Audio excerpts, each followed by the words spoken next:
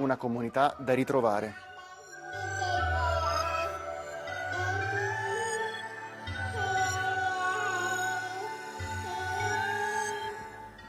Beh, c'è una condizione che inferisce nella vita quotidiana di ognuno e naturalmente emerge nella sofferenza più potentemente, che è il tema della solitudine. Il tema della solitudine è un tema potente perché da una parte rinvia alla condizione fondamentale dell'uomo, il quale è solo almeno in due momenti i più importanti della sua vita, quando nasce e quando muore. Dunque non possiamo espellere la solitudine dalla condizione umana. Dobbiamo fare in modo che questa solitudine non sia una solitudine nera, ma sia una solitudine accompagnata, come la solitudine del bambino che può giocare da solo sapendo che la mamma sta facendo le sue cose nella camera accanto. Deve imparare a essere solo, ma questa solitudine deve essere, come dire, governata, accompagnata.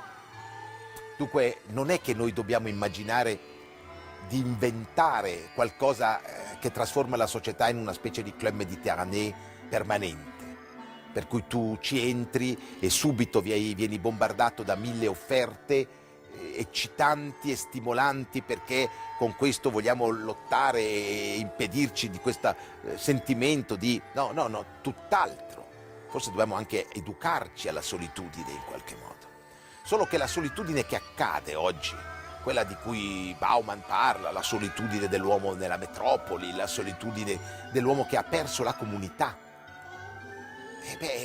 dell'uomo che sta in un palazzo in cui ci mette 6 mesi a salutare il vicino di casa e ha timore quasi a chiedere il sale che gli manca la sera per gli spaghetti al vicino di casa, come se facesse un'irruzione in una specie di isola di privacy inviolabile. È chiaro che se noi opponiamo appartenenza e solitudine, le due cose in qualche modo devono funzionare all'unisono. Cioè io ho un enorme bisogno di appartenere, di ritrovare una comunità, di fare delle comunità ritrovate, ognuno a suo modo. E poi ho anche bisogno, come dire, di però condire, di trovare dentro queste comunità gli spazi, come gli spazi della solitudine, del silenzio, gli spazi in qualche modo in cui ho la possibilità di trovare me stesso. E evidentemente ogni comunità, ogni società, basta aprire la finestra, tenta di fare questo gioco. Lo tenta e a volte riesce, ci sono infinite manifestazioni, infiniti momenti di raccolta, infiniti momenti di esperienza d'appartenenza a un gruppo, a un'entità, insomma, eccetera. Quello che diventa difficile non è tanto l'appartenenza, è il vero senso della comunità. Perché nel vero senso della comunità non è un'appartenenza generica, non è andare allo stadio, non è andare a un concerto, che naturalmente è una cosa magnifica, che ti fa sentire per un momento dentro un grande corpo. Quello che la comunità è un'altra cosa. La comunità è una comunità di destino, è quella comunità per la quale il tuo vicino, il tuo compagno di appartamento, il tuo compagno di palazzo, il tuo compagno di lavoro, diventa qualcuno con cui tu fai un passo della vita insieme, hai bisogno di lui per camminare. Non è un intralcio al tuo cammino o un'occasionale presenza nel tuo cammino, è qualcuno di cui hai bisogno per camminare, hai bisogno per costruire.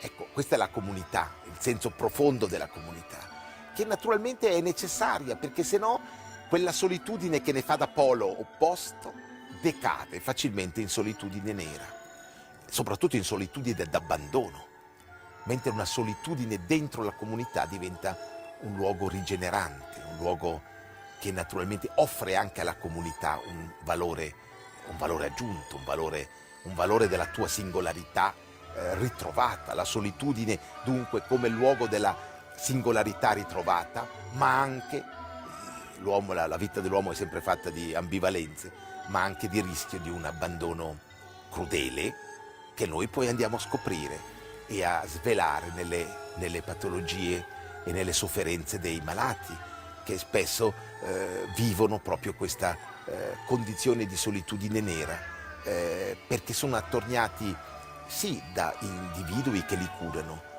ma non da uomini.